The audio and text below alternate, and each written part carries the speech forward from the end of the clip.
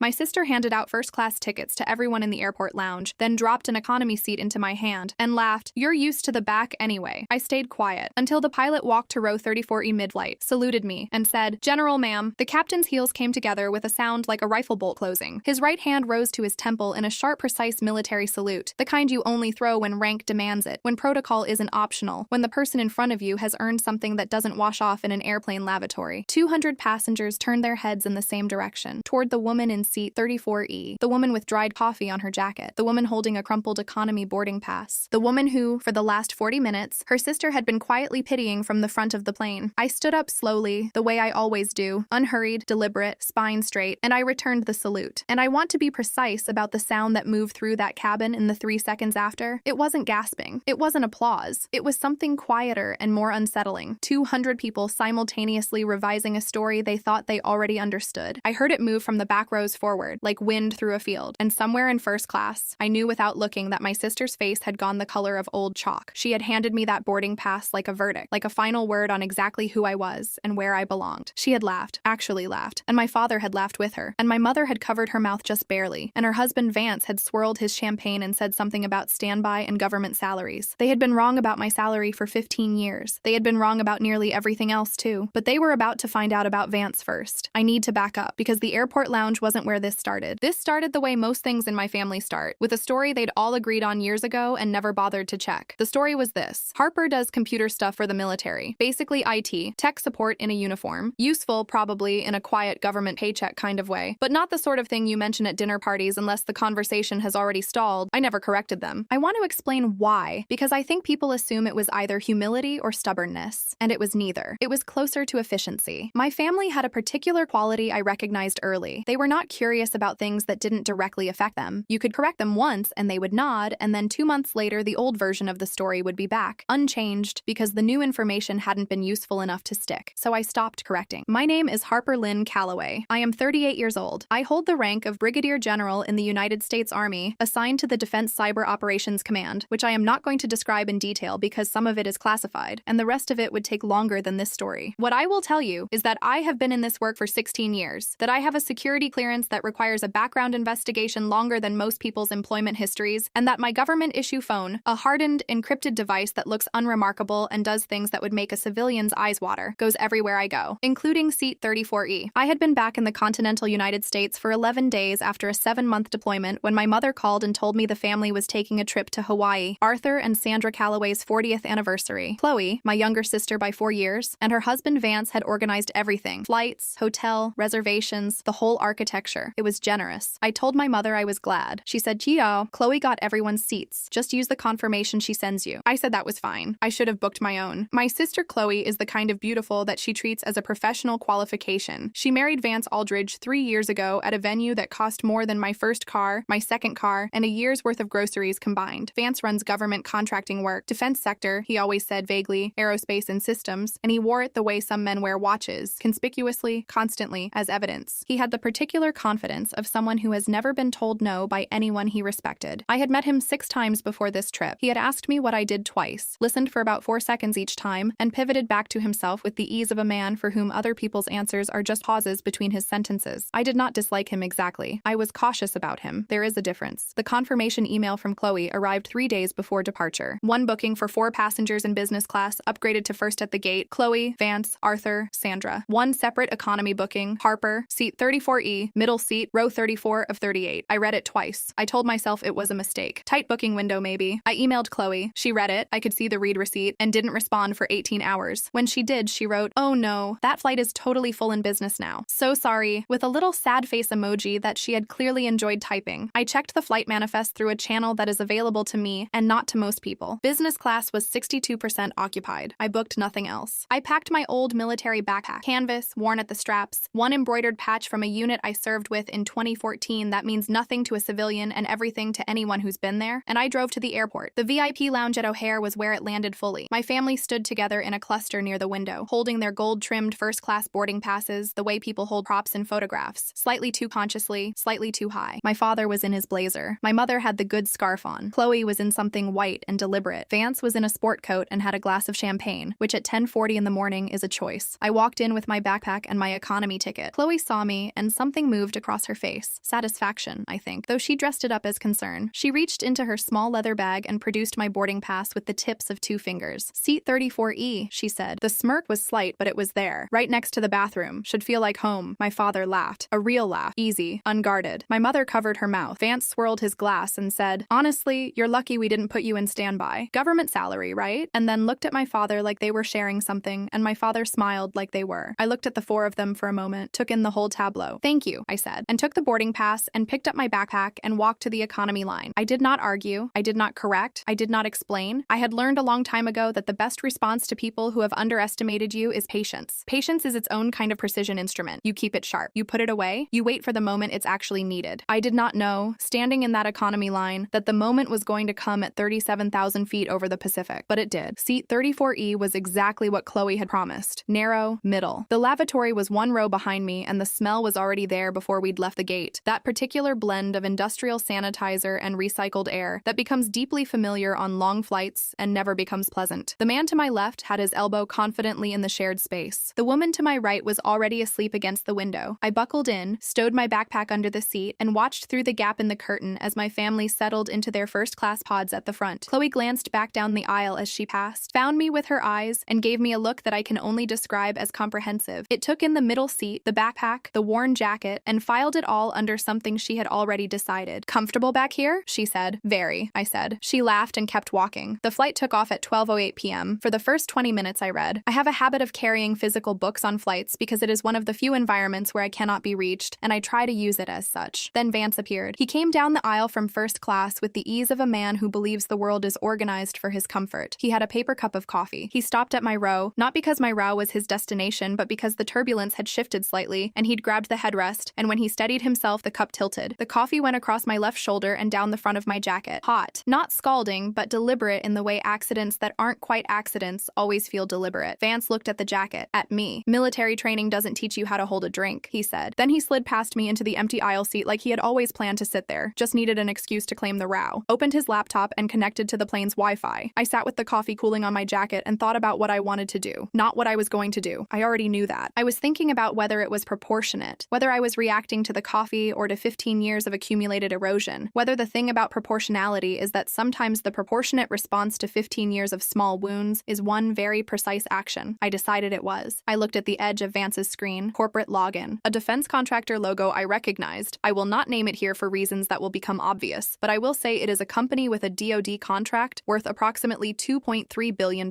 and a security protocol that is supposed to prevent exactly what I was looking at. A folder was open in the corner of the screen. The label read DoD Sys A12, Department of Defense System Architecture Files, on a public airplane Wi-Fi network, over the Pacific Ocean. I kept my face still. This is something you learn, not in training exactly, but in the accumulation of moments where your face cannot be the thing that gives you away. I kept it still, and I reached into my jacket pocket and took out my phone. Government issued, hardened casing, encrypted to a standard that most people have never had reason to understand. I opened a network analysis application and typed a single command. The aircraft Wi-Fi mapped in 11 seconds. 43 devices. Standard spread for a flight this size. Phones, tablets, laptops, the flight crew system, and then broadcasting in short encrypted packet bursts on a 6-second cycle. One machine that was not behaving like a consumer device. Vance's laptop. The packet pattern told me 2 things. 1, he was actively syncing files to an external server. 2, the encryption he was using was not the company's standard protocol. It was a third-party wrapper, the kind that is not authorized under any defense contractor security agreement I have ever reviewed, and I have reviewed more of them than most people know exist. I began mirroring his traffic silently. I want to be clear about what this means and what it doesn't mean. I was not hacking. I was observing transmissions that were being broadcast openly on a shared network. The legal distinction matters, though in this case, the legal question that would eventually be asked was not about me. Vance finished his coffee and went to the restroom. He left the laptop open. I had 90 seconds. I used them. When he came back, he walked straight through first class without stopping at my row. He had already forgotten about me by then, I think. I was the seat 34E woman with coffee on her jacket. I was Harper, who did tech support in a uniform. I was the background character. He had no idea what was running on my phone. I leaned back and watched the data flow. For 40 minutes, it was just me and the data and the sound of the engines. Then the plane shook. Not the gentle fluctuation of routine turbulence. This was structural, a sharp, hard drop that rattled the overhead bins and sent a plastic cup rolling down the aisle and produced the precise quality of silence that fills a cabin when 200 people simultaneously calculate their odds. The pilot's voice came through the intercom at 2:34 p.m. "Ladies Ladies and gentlemen, this is Captain Walsh speaking. We are experiencing an anomaly in our primary navigation system and are initiating precautionary protocols. We expect to have more information for you shortly. Please ensure your seatbelts are fastened. Precautionary protocols. I have heard pilots use that phrase. It is the phrase that means, this is not nothing, but I need 45 more seconds before I tell you what it is. The curtain between economy and first class does not block sound particularly well, and I heard Chloe's voice cut through the cabin almost immediately. That is completely unacceptable. You cannot leave us without information. And my father, I'd like to speak with someone. And Vance, predictably, threatening lawyers in the abstract the way people do when they need to perform control over a situation they cannot control. I sat still. I had not stopped running the mirror on Vance's data. In the turbulence interval, something had come through that changed the texture of what I was looking at. Not architecture files, personnel files, access credential logs for 3 separate DoD contractor systems, and a communication thread, partial, fragmented, but readable, between an address I didn't recognize and one I did, because it belonged to a division of the company that I had reviewed security protocols for 8 months ago. I stared at it for a long moment. Then I secured the data, encrypted the capture, and sent it to a single recipient, Colonel James Trent, Defense Security Service, Cybersecurity Division, 14 years in federal service. The man who, if I sent him a flagged packet capture from a DoD contractor on an open network, would know exactly what to do with it within the hour. I typed 2 words after the file, confirm receipt. His response came back in 4 minutes. Received. Do not lose him. I put the phone in my jacket pocket and kept my hands very still on my knees. The cockpit door opened at 2:51 p.m. I heard it before I saw it, a different quality of sound from the front of the plane, the particular pressure shift of that door moving. Then footsteps, not the flight attendant's quick, efficient step, longer, heavier, military cadence, though he was in a civilian captain's uniform. I had looked up Captain David Walsh when I checked into my seat assignment. Former naval aviator, 22 years active service, retired '06 before moving to commercial aviation. He had the posture of someone for whom military bearing had become structural, the way habits do when you keep them long enough. He walked through first class. My mother tried to flag him. He moved past her without slowing. Chloe stepped into the aisle and said something. I could hear the shape of it, the social authority she deploys in situations where she wants results. He walked past her too. He kept walking, past the business seats, through the curtain, down the economy aisle, row 34. He stopped. I was already unbuckling my seatbelt. The cabin had gone quiet the way it goes quiet when something happens that overrides individual social reality. Not politely quiet, but collectively quiet. The silence of 200 people experiencing the same sudden recalibration at the same time. Captain Walsh brought his heels together. His right hand came up to his temple. Sharp, precise. The salute you give to a general officer. Non-negotiable by regulation, non-performable by accident. You don't accidentally salute a general. You know what you're doing. General, ma'am. I stood. I returned the salute, and I heard it then. That sound moving through the cabin. That collective inhale and revision, starting somewhere in the rows behind me and spreading forward like a slow wave. I heard someone in the row ahead whisper, "Oh my God." I heard nothing from first class, which told me everything. Walsh spoke quietly, with the efficiency of someone who has delivered operational briefings under pressure and does not waste words. We have a confirmed navigation system failure, primary and secondary. The civilian weather window has closed. 3 airports within diversion range are shut due to a Pacific storm system that moved faster than forecast. We have one viable option for emergency landing. A pause, the length of a breath. Joint Base Pearl Harbor, Hickam. But diverting a civilian aircraft into restricted military airspace requires command authorization from a senior officer with active clearance. He held the salute steady. We need your security code to proceed, General. Time is a factor. The flight attendant near the galley had not moved. The man to my left, who had held the armrest boundary aggressively since we left Chicago, had his hands folded in his lap. 200 people were looking at the woman with the coffee stain on her jacket. I reached into my pocket, took out the encrypted phone, typed the 12-character authorization sequence. You're cleared for emergency diversion, I said. Transmit code authorization Delta 7 to Pearl Harbor Tower. Copy that. He lowered his salute, turned back toward the cockpit with the practiced, unhurried speed of someone who has somewhere to be. Thank you, General. He was already walking. I sat back down. My hands were in my lap, steady. I looked straight forward at the seat back in front of me and breathed. In first class, no one was talking anymore. I didn't need to look. I knew the shape of what was happening up there. The slow, involuntary dissolution of the story they had been running for 15 years. It doesn't happen all at once. It happens in stages. First disbelief, then the search for an alternative explanation, then the moment when there isn't one. I waited. After about 90 seconds, Chloe appeared at the curtain. She stood there, and I made her wait, and then I turned and looked at her. My sister's face had no performance left in it. The smirk was gone. The ease was gone. The comfortable authority of someone who has always been the one distributing the boarding passes. Gone. What was left was something I'd seen only a few times in our lives and always briefly. The real thing underneath. The girl who didn't quite know where she stood. She said, "Harper, I know about Vance," I said. Not loudly, just clearly. She blinked. What? He's been syncing restricted DoD files to an unauthorized third-party server from an open network at 37,000 feet. I've had the capture running for the last hour. It's already been received and flagged by DSS. She looked at me for a long time.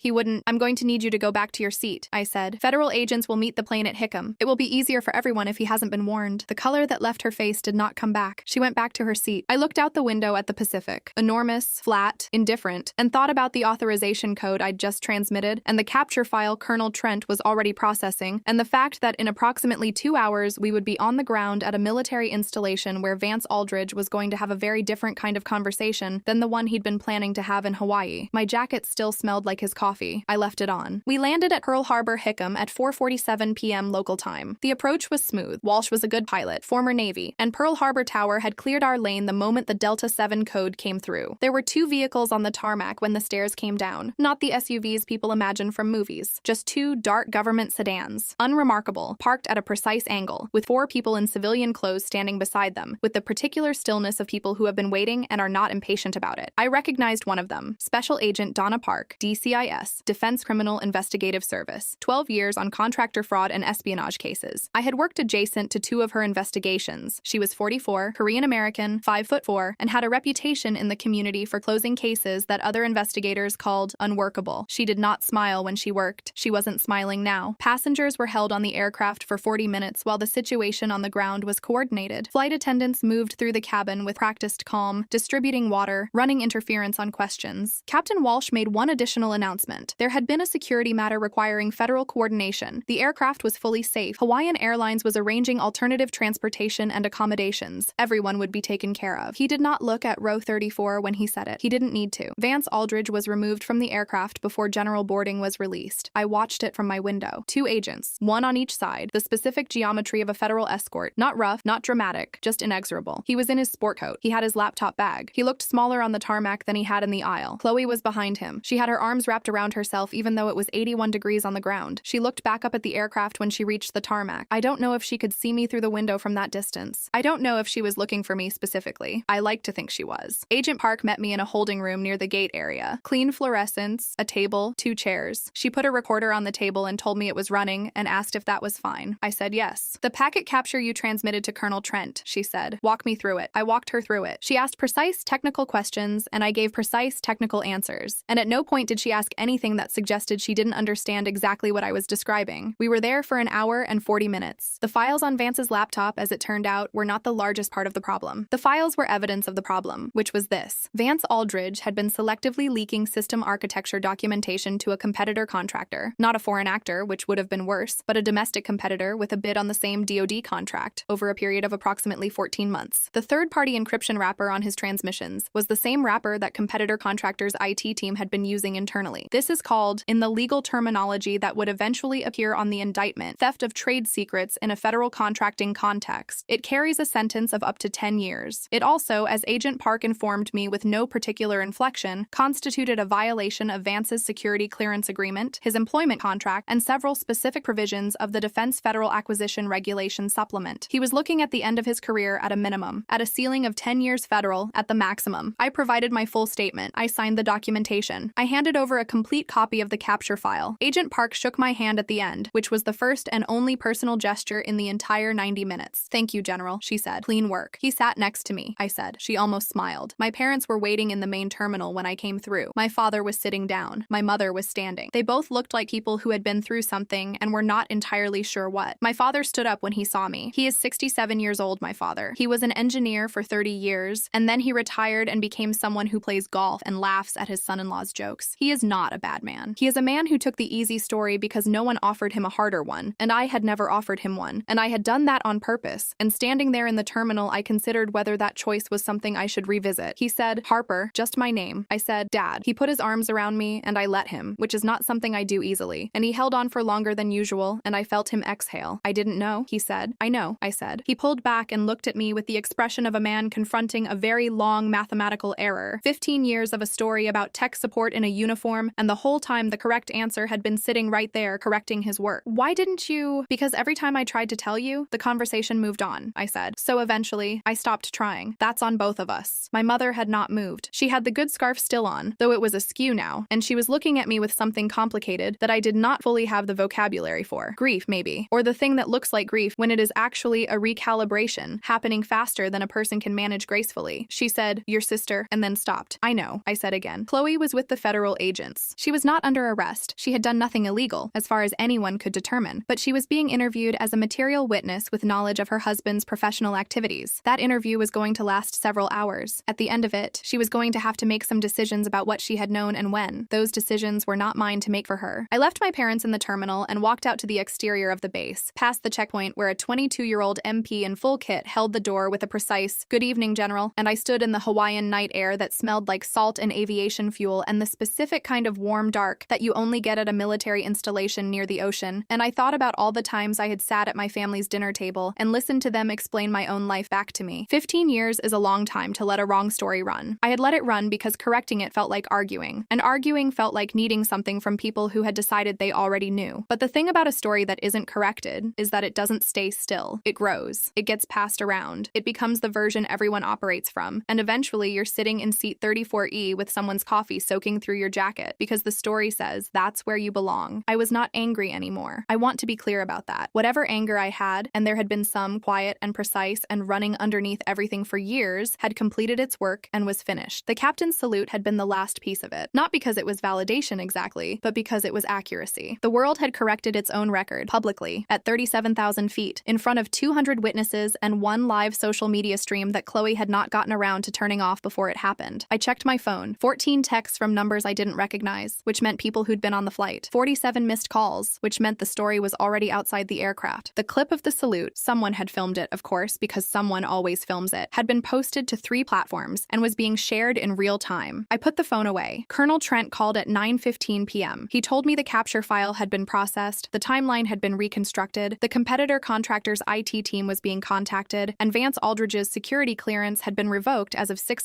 p.m., pending the full investigation. He said, "Good catch, General," in the way that people in this work say it. Not with surprise, because surprise would imply they'd expected otherwise, but with satisfaction. The satisfaction of a system working correctly. I said, "He sat next to me." There was a brief pause. "He really did," Trent said. Vance was formally charged 11 weeks later. Theft of trade secrets, violation of federal contracting regulations, unauthorized transmission of controlled technical data. His attorney entered a not guilty plea that no one in the relevant communities considered likely to survive contact with the evidence. The company terminated him the morning after the arrest. Chloe filed for separation 2 months after Hawaii. She did not call me to talk about it. She posted about it eventually, vague, curated, the language of a person performing a particular kind of strength, and I saw it because someone sent it to me, and I thought about her face on the tarmac, arms around herself in the heat, looking back up at the aircraft. I sent her one text. "I'm here if you want to talk." She didn't respond for 6 weeks. Then, one night at 11:40 p.m., my phone lit up. "I didn't know about the files," she wrote. "I need you to know I didn't know." I thought about it for a moment. "I believe you," I wrote back. "That's a place to start. It is not a resolution. It is not the end of something or the beginning of something else. Not cleanly. It is just 2 people in their late 30s deciding, slowly and without ceremony, whether there is enough left to work with. I don't know yet, but I grew up with her. And despite everything, the boarding pass, the smirk, the easy laugh at my expense, she is my sister, and 15 years of a wrong story goes both ways. What I know is this. I flew back from Hawaii in first class, on a military transport arranged by the base, because that is the arrangement when a general officer needs repatriation from an unplanned diversion. It is not a perk. It is just logistics. But the seat was wide and the light was good, and somewhere over the Pacific the crew brought me coffee, hot, in a proper cup. And I held it easily and looked out at the dark water 37,000 feet below. And I thought about seat 34E, about the man with the territorial elbow, and the lavatory smell, and the crumpled boarding pass, and the coffee soaking through my jacket, and Chloe's face when she handed it over, and the particular quality of satisfaction she'd taken from it. She gave me that seat. Because of where she put me, I was sitting 3 rows from Vance when he opened his laptop. I've thought about that more than once. She handed me exactly the right seat to see exactly the wrong thing. The world doesn't usually land that neatly. When it does, you accept it. I accepted it.